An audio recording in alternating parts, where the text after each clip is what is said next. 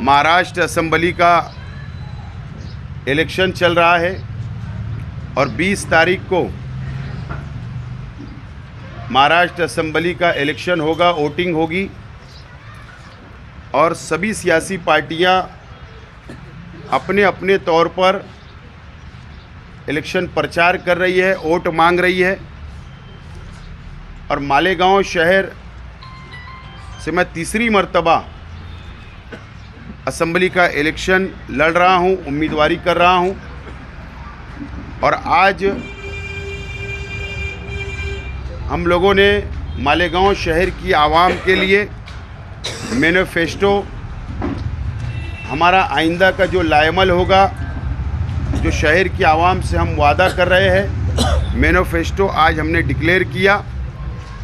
और ये मैनिफेस्टो की कॉपी हमारी अपनी कोशिश होगी कि शहर के हर मकानात तक, हर घर तक, हर वोटर तक पहुँचे, ये हमारी अपनी कोशिश होगी।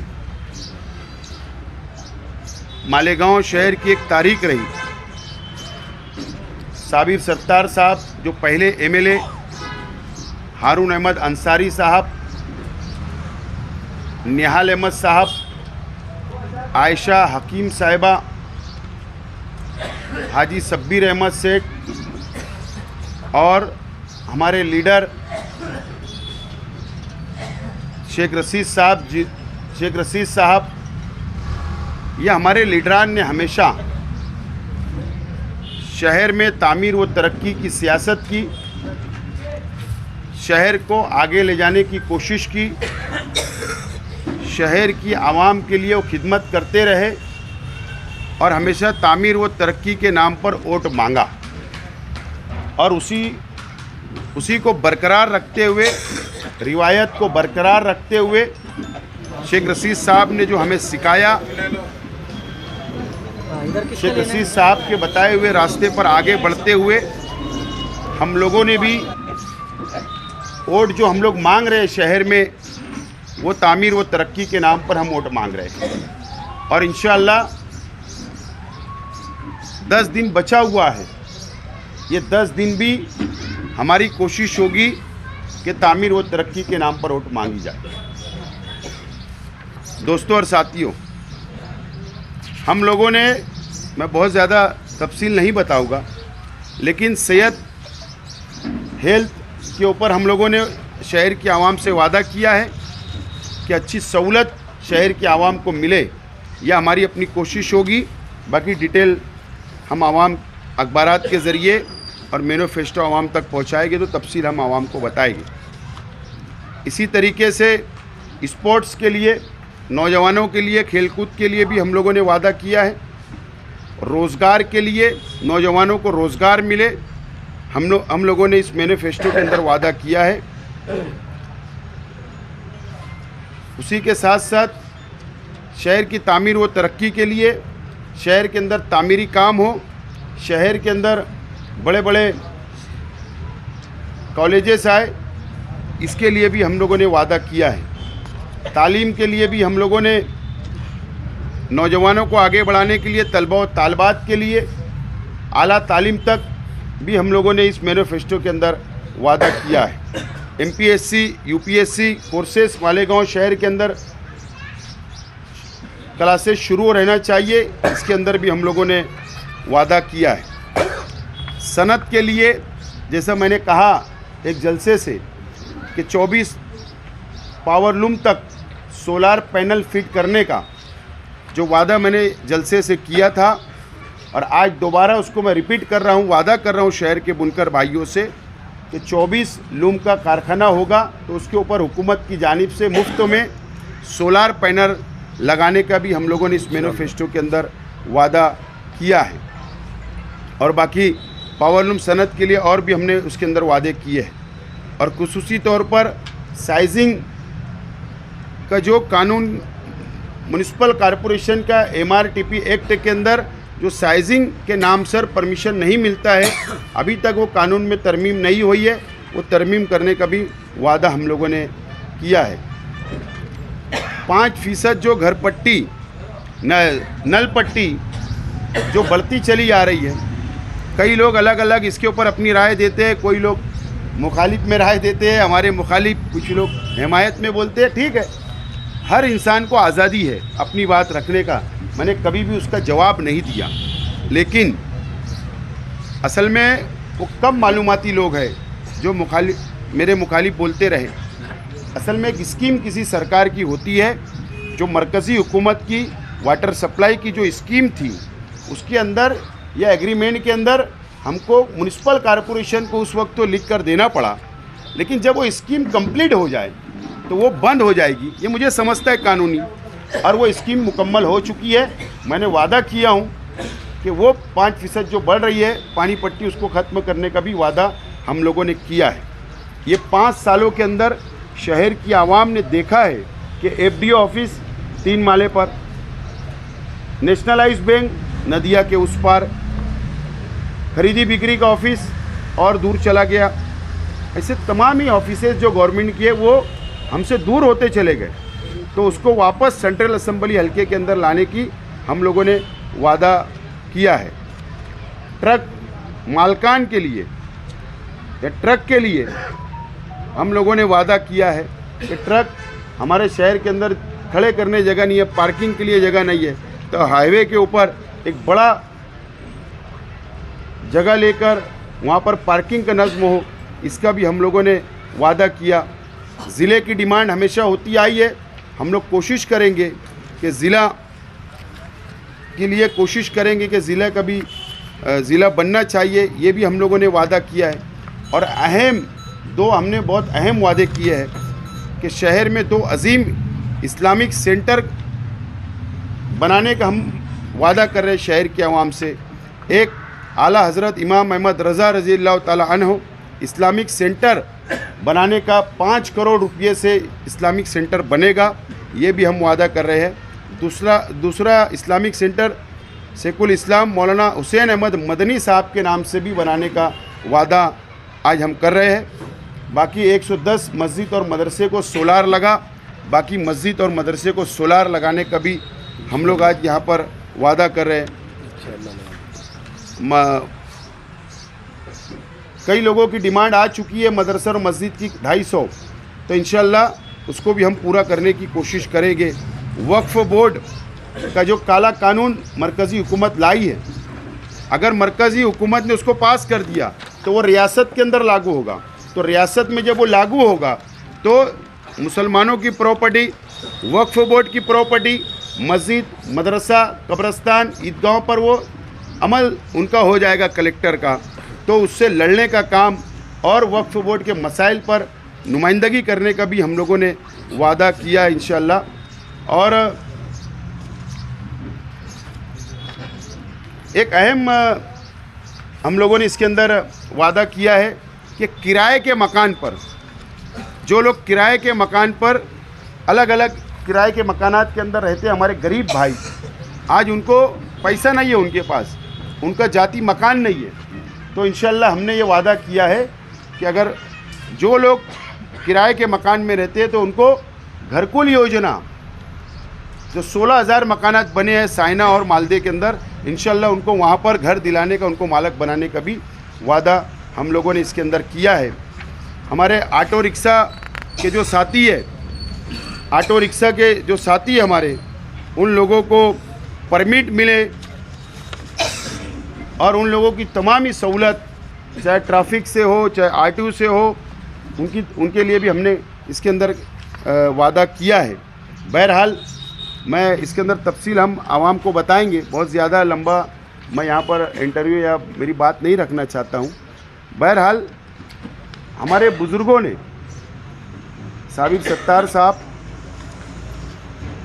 हारून अहमद अंसारी साहब, शब्बीर सेठ साहब, काजी अब्बास अली साहब, आयशा हकीम साहिबा, नसीम मीना नगरी साहब, और ऐसे हमारे पुराने जो बुज़ुर्ग हमारे लीडरान थे, जो हमको रास्ता बताया उन्होंने शहर की तामीर व तरक्की का, सबको साथ लेकर चलने का, सबका विकास करने का, सबका डेवलप करने का, गरीब, अमीर, मज़दूर, बुनकर, तमाम ही लोगों को साथ लेकर चलने का।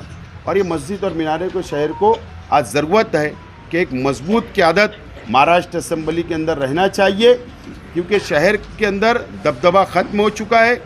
शहर 5 साल पूरी तरीके से खंडर हो चुका है। शहर के अंदर अलग अलग मुसीबतें 5 साल आई। फ़िरका परस्त मालेगांव शहर के आवाम पर हावी रहे 5 साल, और आज के एमएलए साहब मुकम्मल तौर पर नाकाम हो गए। इसके लिए शहर की आवाम बदलाव चाह रही है। आवाम ने जहन बना लिया है बदलाव का। इंशाअल्लाह अब आवाम धोखा नहीं खाएगी, ये हमें उम्मीद है। और आज हमने जो मैनिफेस्टो शहर की आवाम के लिए लाए हैं, इंशाअल्लाह हम इसके ऊपर मुकम्मल अमल करेंगे। अगर शहर की आवाम ने मुझे मौका दिया तो ज़रूर इंशाअल्लाह हम लोग इसके ऊपर पूरा अमल करने की कोशिश करेंगे। इसीलिए आज की ये प्रेस कॉन्फ्रेंस, आज मैनिफेस्टो का हमने इजरा किया। और अहम बात, हमने बहुत बड़े बड़े वादे नहीं किए, बहुत बड़े बड़े वादे नहीं किए।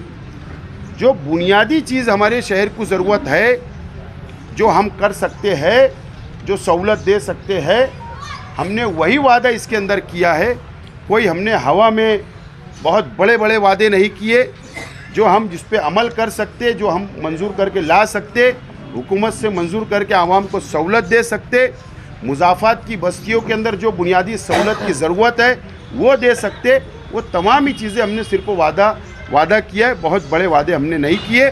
और इंशाअल्लाह इस मैनिफेस्टो के ऊपर हम मुकम्मल तौर पर अमल करेंगे। आसिफ साहब, आपका मैनिफेस्टो बड़ा अच्छा है, हेल्थ है, एजुकेशन है, डेवलपमेंट है, लेकिन आज भी मालेगांव शहर मूलभूत सुविधाओं से वंचित है। मैंने यही कहा ना कि बुनियादी सहूलत, मुज़ाफ़ात की बस्तियों में शहर की आवाम के लिए जो बुनियादी सहूलत क्या ज़रूरत है, हम इसके अंदर मैनिफेस्टो में यही वादा किए कि इंशाअल्लाह उसको हम लोग पूरा करने की कोशिश करेंगे।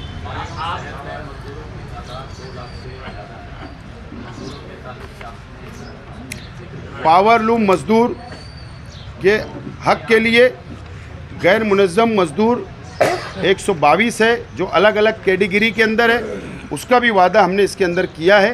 ये आप देख सकते हैं, इसके अंदर हमने वादा किया है। मजदूरों का इस्तेमाल हमेशा होता रहा, तो उजरत जो है वो बहुत कम मिलती, तो उसके लिए कोई आवाज़ नहीं उठाता। कोई एकदम कोई भवन होगा, मजदूर भवन होगा, या इसका जिक्र सियासी पार्टियाँ कभी करती हैं, क्या वजह है? नहीं, मैं मजदूरों की मदद सब करे, लेकिन एकदम ये हालात को देखते हुए मजदूरों की उजरत जो है जो उनको मिलती है मशवरा किया जाए। बहुत कम है, जो उनको मिलनी चाहिए बहुत कम मिलती है। सभी बुनकर है जो सबको पता है, तो उसके बारे में आप कुछ करेंगे कि मजदूर का कोई वाली नहीं, आज तक कोई वाली नहीं। मैं जिस वक्त एमएलए था 2014 से 19 तक, कामगार बोर्ड बनना चाहिए, मैंने पूरी कोशिश की। उसके ऊपर कमेटी भी बनी, उसका अहवाल भी आया, लेकिन 5 साल गुजर गए, गवर्नमेंट ने उसको टेबल नहीं किया था हाउस के अंदर, वो अभी भी पेंडिंग है। आज के एमएलए साहब की जिम्मेदारी थी कि उसको टेबल करवाते, उसको वापस उसके ऊपर जद्दोजहद करते, उन्होंने नहीं किया। मैंने पावरलूम मज़दूर के साथ 122 ऐसे मज़दूर हैं कैटेगरी के, जो अलग अलग धंधे व्यापार से मजदूरी करते हैं, जुड़े हुए हैं, उन लोगों के लिए वादा किया हूँ। और मेरी कोशिश होगी ये तमाम ही मज़दूर जो है, पावरलूम मज़दूर और अदर मज़दूर, उनको इंसाफ मिले, उनको न्याय मिले, और उनके लिए मैं काम करता रहूँगा। मैं पहले भी मेरे पॉलिसी क्लियर थी, आज भी पॉलिसी क्लियर है, और इंशाल्लाह उनको नज़रअंदाज नहीं किया जाएगा। आपने अभी कहा मेरा तीसरा चुनाव है, पीछे के 2 चुनाव की बनिस्बत मैनिफेस्टो में क्या फ़र्क महसूस करते हैं आप? पीछे जो 2 चुनाव आप लड़ चुके हैं, अब ये तीसरा चुनाव है, क्या फ़र्क महसूस करते हैं? मसाइल कम किए हैं या फिर वैसे ही गाँव रहा है? 14 से 19 तक जो मैंने मैनिफेस्टो में वादा किया था, मैंने 70% से ज़्यादा वादा पूरा किया था। और मैंने हर साल हिसाब दिया था शहर की आवाम को, और 5 साल जब मुकम्मल हुए तो बड़ी मालेगांव स्कूल के अंदर हमने शहर की आवाम को हिसाब दिया था, वह हमने उसको मुकम्मल करने की कोशिश की। लेकिन ये 5 साल मैं एमएलए नहीं था। जिम्मेदारी जो एमएलए को मिलती है वो आगे के काम उनको बढ़ाना चाहिए था। एमएलए साहब ने प्रेस के सामने उर्दू मीडिया सेंटर के अंदर ये कबूल किया है कि मैंने मैनिफेस्टो पे अमल नहीं किया, मैं नाकाम हो गया, उन्होंने कबूल किया है। लेकिन जब भी मैंने वादा शहर के आवाम से किया, उसको मुकम्मल करने की कोशिश की, और इंशाल्लाह इस मैनिफेस्टो को भी मैं पूरा करने की कोशिश करूँगा, अगर शहर की आवाम मुझको एमएलए बनाएगी तो।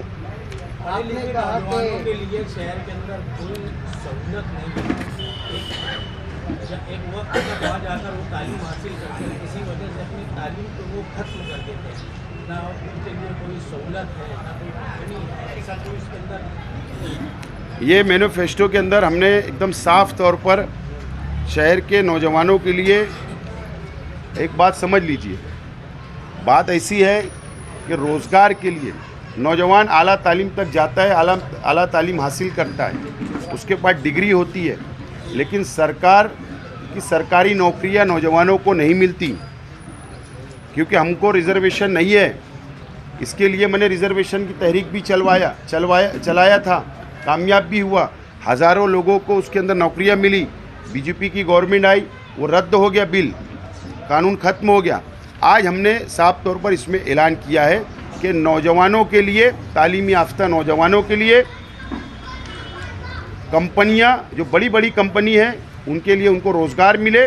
उसके लिए हम लोग जॉब फेयर का हर साल यहाँ पर मेला लगवाएंगे, प्रोग्राम करेंगे, हज़ारों नौजवानों को नौकरियां दिलाने की हम लोग कोशिश करेंगे। इसके अंदर साफ तौर पर हमने वादा किया है। साहब, अभी आपने कहा कि मालेगांव से दबदबा खत्म हो गया, एक सियासी पार्टी का भी यही नारा है, और फिर आप पर इल्ज़ाम है कि आपने एक समाजवादी पार्टी को खड़ा किया है, वो तो तस्लीम को, तो इसका क्या खुलासा देंगे? अभी दबदबे की बात आप भी छेड़ दी है, दबदबे की बात वो भी करते हैं।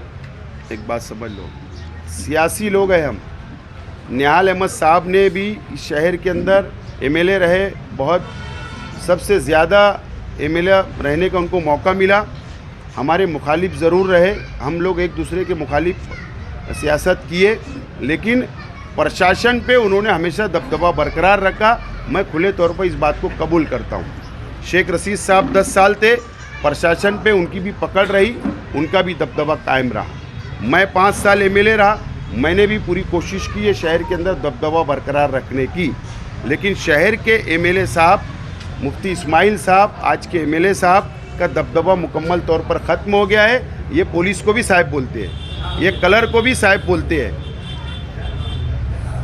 आप देख लीजिए, एक गार्ड जो वॉचमैन होता है, जो गार्ड होता है, उनको रोक देता है। ये हालत ये शहर की हो गई है। तो बिल्कुल सही बात है कि दबदबा ख़त्म हो गया, इसलिए मैंने इस बात को रिपीट किया। और दूसरा जो इल्ज़ाम लगाया जा रहा है उसके साथ तो सवाल का एक 100 साल जुलूस की वजह से नहीं निकल सका। क्या मेहरानी जो है वो इतने कमज़ोर है कि उसको उंगली कोई पकड़ के चलाएगा? मेरा ऐसा मानना है कि अगर वो मुफ्ती मोहम्मद इस्माइल कासमी साहब के साथ 19 में थे तो बहुत पवित्र थे, बहुत साफ सुथरे थे। बीजेपी में जो जाता वॉशिंग मशीन में धो के आ जाता, साफ हो जाता। आजकल ऐसा हो गया, मुफ्ती साहब के पास जो रहने वाले वॉशिंग मशीन के धोए हुए हैं, उनके साथ थे तो अच्छे थे। अगर उनकी नाकामी से परेशान होकर अगर उन्होंने अपना रास्ता अलग चुना तो इसका मतलब शेख आसिफ ने खड़ा किया। हमारा जितना लंबा पीरियड निहाल अहमद साहब के परिवार से और उनकी पार्टी से संघर्ष रहा, शहर में किसी का नहीं रहा। जितना हमारे खिलाफ उन्होंने तहरीकें चलाई, किसी पार्टी ने नहीं चलाई। हमारा उनका सियासी नज़रिया बिल्कुल अलग है। हम हमारी लाइन से चल रहे, वो उनकी लाइन से चले, ये बात बिल्कुल गलत है। और मुफ्ती मोहम्मद इस्माइल कासमी साहब को शहर की आवाम के सामने इलेक्शन के स्टेज से काम बताना कि मैंने 5 साल ये किया, ये रास्ते से भटक कर आवाम को गुमराह करने के लिए ऐसा स्टेटमेंट कर रहे हैं। अच्छा, आपने मैनिफेस्टो में कहा कि किराए के मकान में रहने वालों को घर को योजना के तहत बसाया जाएगा। ऑलरेडी 11,000 कॉलोनी में काफ़ी सारे परिवार रहते हैं, मगर वो पूरा इलाका बुनियादी सहूलत से महरूम है। ना अच्छे स्कूल है, ना अच्छे दवाखाने हैं, ना आने जाने के लिए ऐसा कहा था बसों का इंतज़ाम ही हो। ज़्यादातर मजदूर तबके की कमाई रिक्शा के भाड़े में जो चली जाती है। क्या कहेंगे आप, अगर इस तरह का आप करते हो तब क्या सहूलत मिलेंगी उन लोगों को? ये सारी चीज़ें शेख आसिफ का नाम ही एक गारंटी है, अल्लाह का करम है। ये मेरी क्रेडिट है कार्यकर्ताओं की मेहनत से, और जो मैं काम करता हूँ उसको मुकम्मल करता हूँ। यही मेरी गुडविल मैंने बनाया हूँ सियासत में।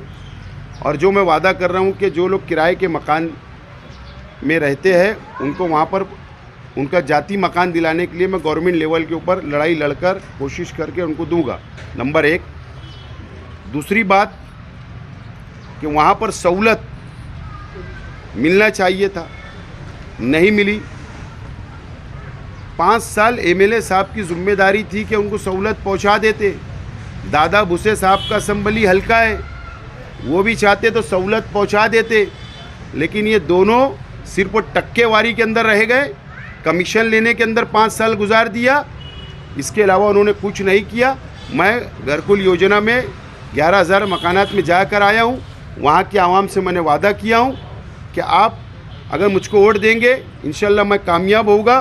तो मैंने उनसे वादा किया कि नेशनल हाईवे से आपके मकान तक, कॉलोनी तक सीमेंट कंक्रीट रास्ता और बुनियादी सहूलत वहाँ दूंगा।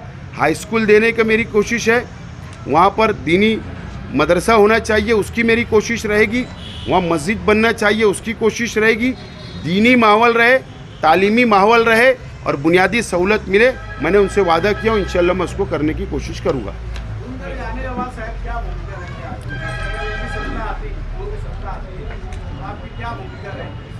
ये हरा झंडा लेके जाऊँगा ना अंदर। ऐसा है, पहले नतीजे आने दो। मैं भी शहर छोड़ के नहीं जाऊँगा, आप भी शहर छोड़ के नहीं जाएंगे, और ये मेरे जिम्मेदार है। ये मुझे जहाँ पे बोलेंगे यहाँ ये करना है तो मैं वो करूँगा।